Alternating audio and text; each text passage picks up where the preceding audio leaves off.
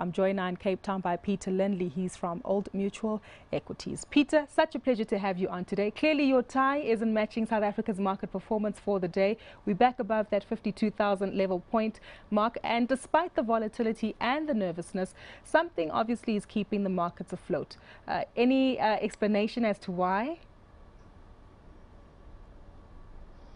Well, you just take it on a longer term view. I can't always explain a single day move, but it's clearly interest rates and, you know, the very strong move by the ECB to do whatever it takes to continue to try and reflate the Eurozone. So it's a question of low interest rates that is a strong stimulant to investors' appetite to buy equities.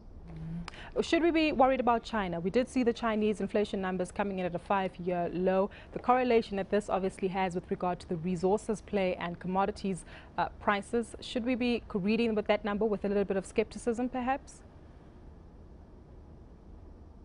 I think China does deserve caution. I personally have long been cautious about China, which has supported my lower view or lower exposure to commodities over the last few years.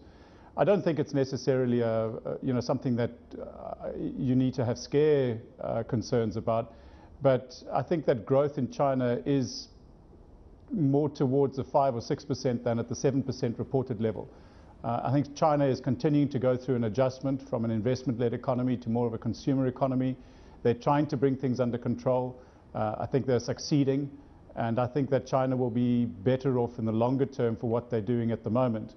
Than by continuing in the way that they were before. So I think it's something you have to watch carefully, but I don't think it's necessarily something to be hugely perturbed about in the short term.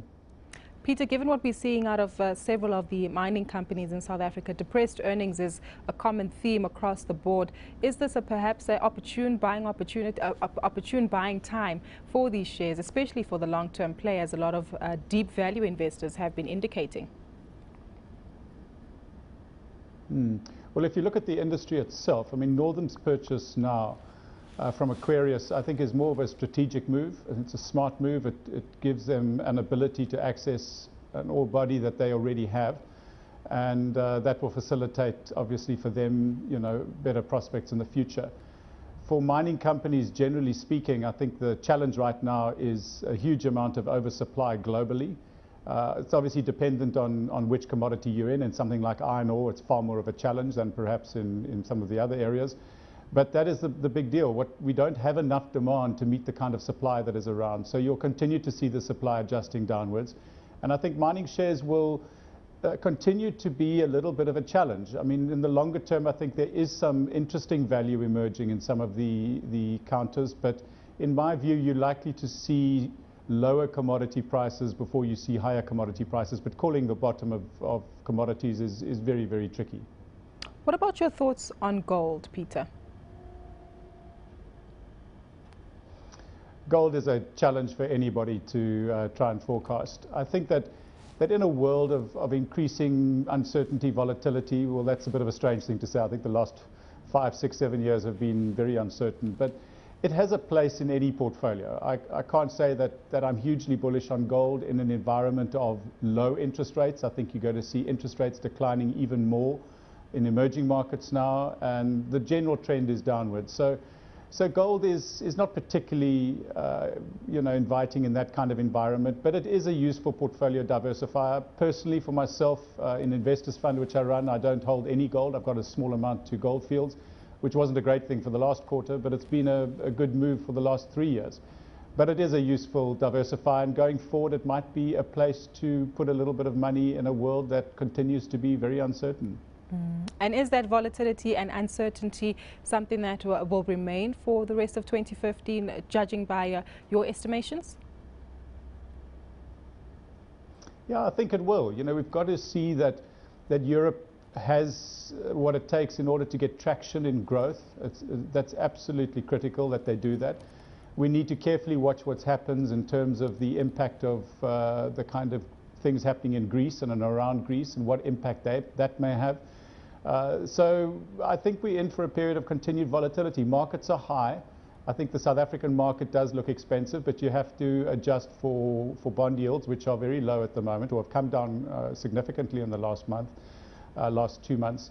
The US looks less expensive, to be honest. So I think in this kind of environment, expect volatility, but I think also expect continued support for equity prices. Just to look at some other companies out with updates today, Mondi out with a trading update, expecting to see an improvement in earnings. Is this a firm favorite for you over Sappi, perhaps? Yes, it is. I've long been a fan of Mondi. It's a quality business, quality management, and I think they really know what it takes in order to sweat the assets that they have and to deliver competitive returns to shareholders. And once again today they came out and confirmed that, and you saw the share price up very nicely on the back of that, up 2.5–3%. So yeah, very encouraging move again from Mondi. Sun International also went out with a trading statement, and a lot of restructuring taking place with regard to that business there. You perhaps bullish as well with regard to the casino business and entertainment. Could it see an uptick now that consumers have some kind of inflationary relief? Look, I like what they've been doing in Sun International. I think management has been adding value there. But to be frank, if you look at the result at the moment, you're not seeing a lot of top-line growth yet. You may see that going forward. You are seeing benefits from restructuring and also growth off a lower base. So, you know, it's been an interesting one to watch. I think the moves they've done seem to make a lot of sense. So we'll look at it carefully, but so far the results don't necessarily reflect a very buoyant consumer at this stage. Just to close off with, Peter, your thoughts on the currency. Just last week, Thursday, we saw significant strengthening in the rand. We were at about 11.30 and even lower at some point. Today, against the weakness does seem to persist. It's at 11.69 against the US dollar. Again, does this just highlight the kind of volatilities that one can expect to see in the markets going forward? Look, you have to be careful when you look at the rand, because you need to look at it against the euro as well as looking at it against the dollar. What we have seen is a very strong dollar over the last 12 months, and that has made any currency look pretty weak. The rand, in fact, has actually strengthened against the euro over the last 12 months. But if you look at the rand on a trade-weighted basis and you look at the fundamentals, the economics around the rand, you have to appreciate that the rand is fundamentally a weak currency because of the large current account deficit that we run. However, having said that, I think that the lower oil price certainly helps things in terms of the economy and in terms of our imports, lower costs for imports. And I think that if you look at the desperate search for yield globally, that is encouraging capital to flow into South Africa in terms of portfolio flows particularly. And I think that that will provide some support to the rand in the short term. So I've been very much a bear on the rand over the last few years.